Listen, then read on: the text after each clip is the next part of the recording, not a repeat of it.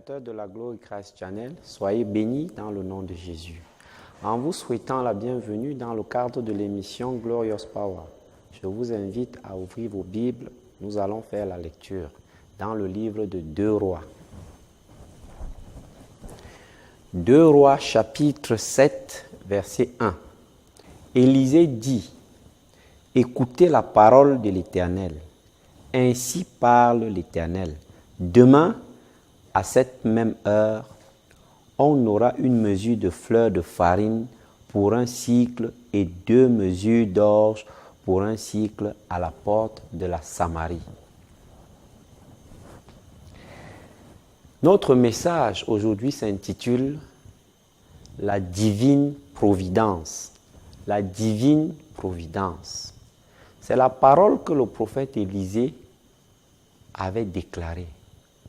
Demain, à la même heure, il y aura une mesure de cycle de farine pour un cycle d'argent et 2 mesures d'orge pour un cycle. Pourquoi est-ce que Élisée l'a dit? Si vous lisez le chapitre 6 de 2 Rois, la Bible nous fait savoir que Juda s'était trouvé assiégé par l'armée syrienne. Juda était une nation et autour de celle-ci, il avait été édifié une forteresse, une fortification afin de pouvoir tenir en cas de guerre. Et comme l'armée de Syrie ne pouvait pas pénétrer dans Juda à cause de cette muraille, l'armée de Syrie a résolu d'assiéger Juda jusqu'à ce que le peuple à l'intérieur se rende ou bien alors qu'il meure affamé. Ils ont établi leur camp de base. Ils ont construit des tentes tout autour de la muraille, de sorte que aucun peuple à l'intérieur de cette muraille ne puisse sortir chercher à manger sous peine de se faire tuer ou de se faire capturer. Ils ont ainsi assiégé le peuple de Dieu sur une longue période. Et les réserves de nourriture qu'il y avait à l'intérieur se sont épuisées. Et le peu qui restait était devenu cher. Il y a eu une inflation de prix. L'achat d'une tête d'âme coûtait désormais très cher. L'achat d'une mesure de farine était hors de prix. L'objectif avoué de la Syrie était d'assiéger le peuple de Juda jusqu'à ce qu'il meure de famine. Et la Bible nous fait savoir qu'un jour, le roi de Juda, se tenant sur les fortifications, fut indexé par une femme de son peuple qui demanda au roi de faire quelque chose à cause de la situation qui prévalait en Juda. Le roi de Juda de répondre à cette femme, « Qu'est-ce que je peux faire? C'est la main de Dieu qui s'est abattue sur nous. Prie Dieu. Et si Dieu n'exauce pas ta prière, comprends que moi-même qui suis votre roi, je me trouve dans l'incapacité de faire quoi que ce soit. Parce que la situation par laquelle nous passons, elle est commune. Nous la subissons tous. Nous ne pouvons ni sortir chercher à manger, ni initier une négociation quelconque avec l'armée syrienne qui a décidé notre perte. » Alors cette femme de répondre au roi de Juda en lui disant, « Hier, ma voisine m'a suggéré que nous mangions mon enfant. Évidemment, j'ai cédé.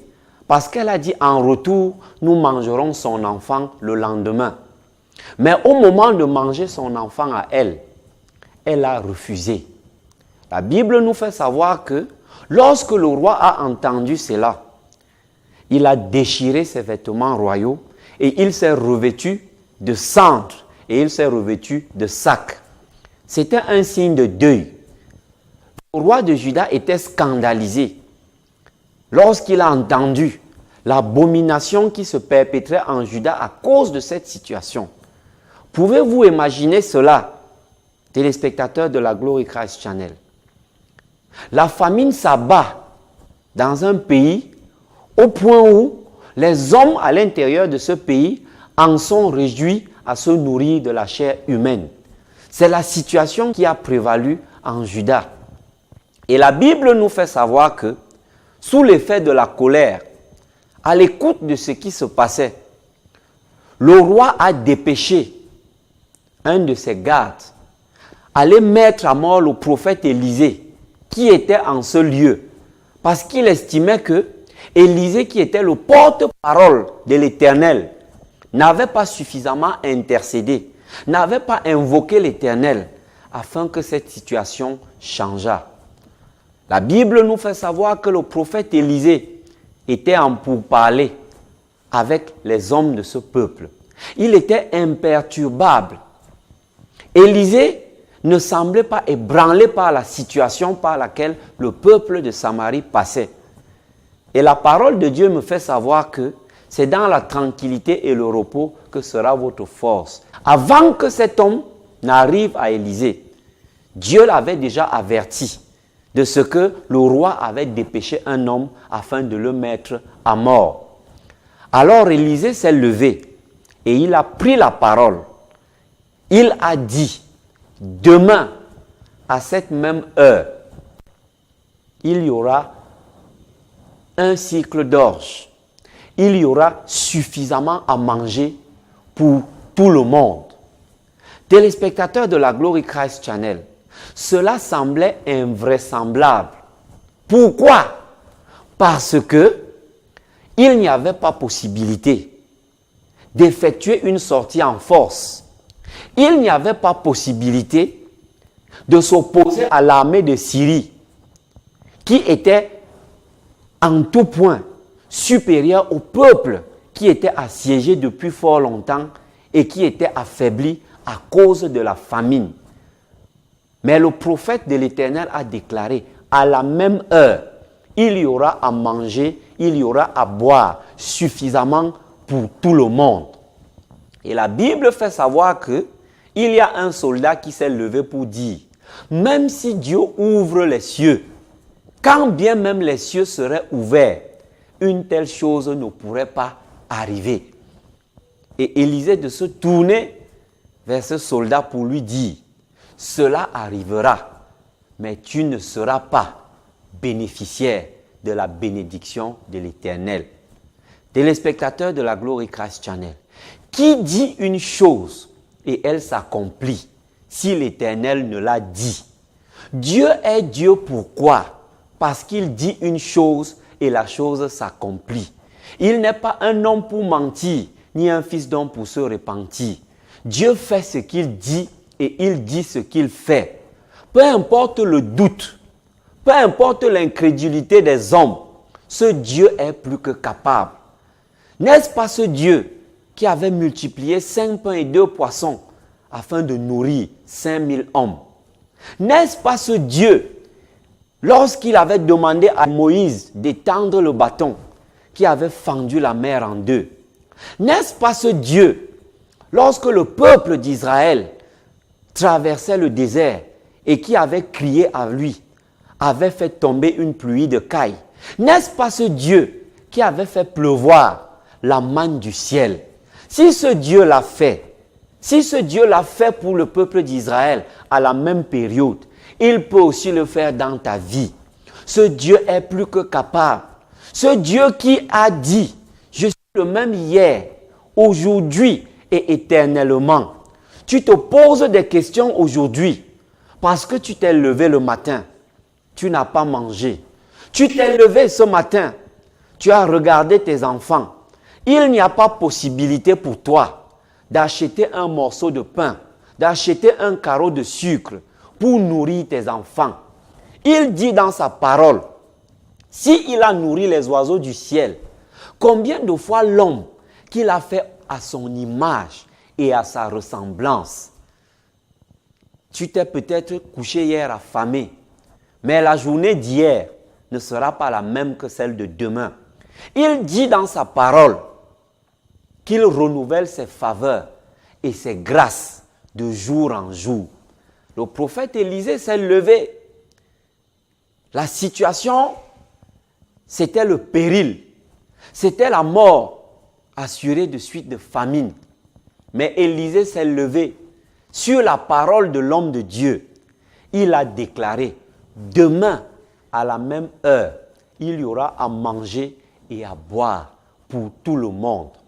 Téléspectateurs de la Glory Christ Channel, la Bible nous fait savoir que il y avait 4 lépreux qui étaient aux portes de la ville.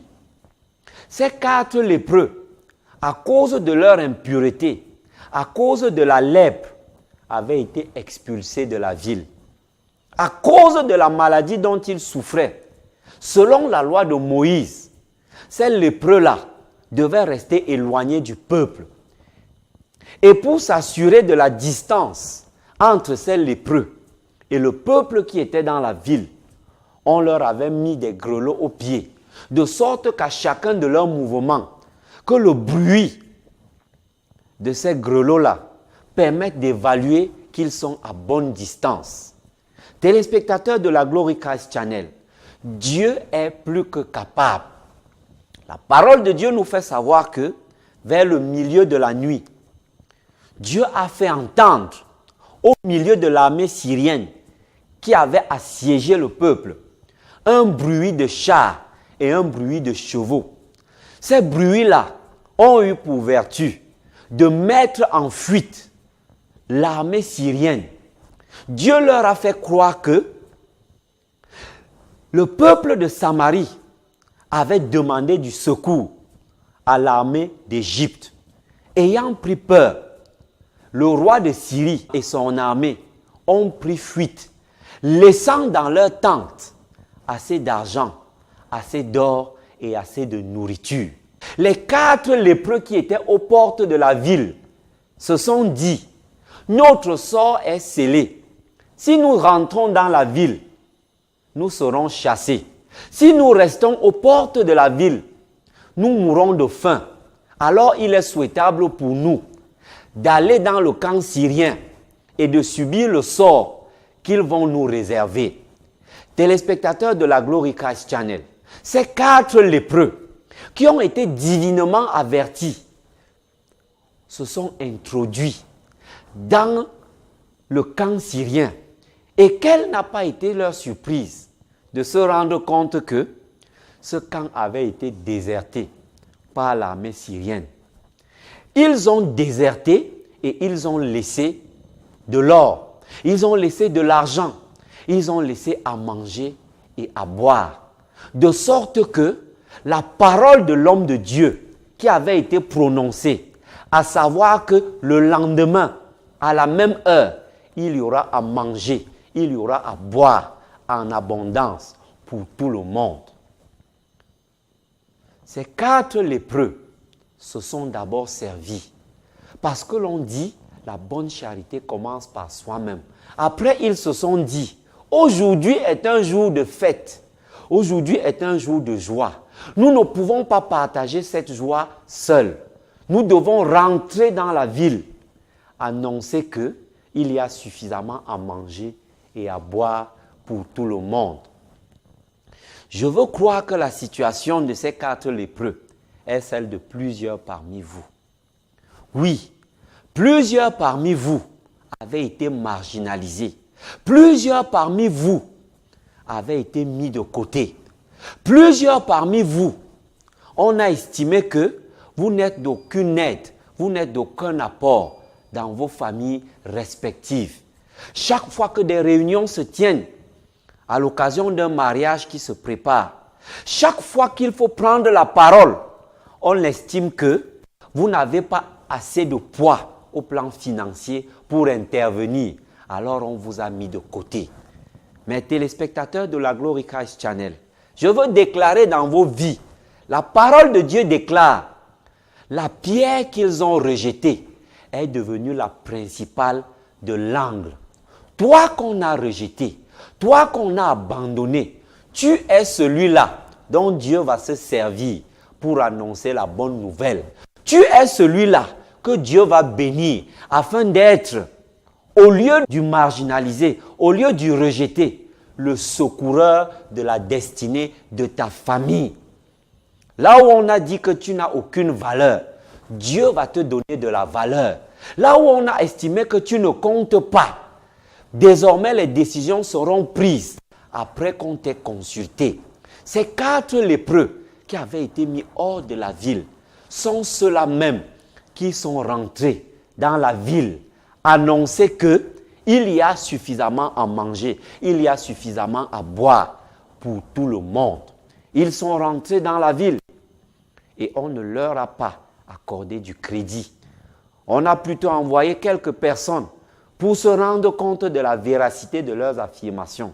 Et quelle n'a pas été leur surprise de se rendre compte que sur la parole de l'Éternel, le lendemain, il y aurait suffisamment à manger et à boire pour tout le monde. Je me tiens sur cette parole et je déclare dans ta vie l'abondance dans le nom puissant de Jésus-Christ. Là où tu as souffert du manque, là où tes enfants ont crié famine à cause de cette parole, demain, à la même heure, à la place des plaintes, à la place des pleurs, à la place des grincements de dents, ce seront les pleurs de joie, ce seront des pleurs de célébration à cause de l'abondance. Vous vous êtes couché affamé, mais demain, à la même heure, ce ne sera plus la famine. Au nom puissant de Jésus, je veux déclarer que la divine providence soit votre partage au nom puissant de Jésus-Christ. Amen. Téléspectateurs de la Glory Christ Channel, si vous avez été bénis par cette parole, nous vous invitons dans le cadre de nos programmes à la Glory Christ Channel. Venez également à la chapelle de la gloire de Christ. Partagez avec nous vos témoignages. Soyez bénis dans le nom de Jésus-Christ. Amen.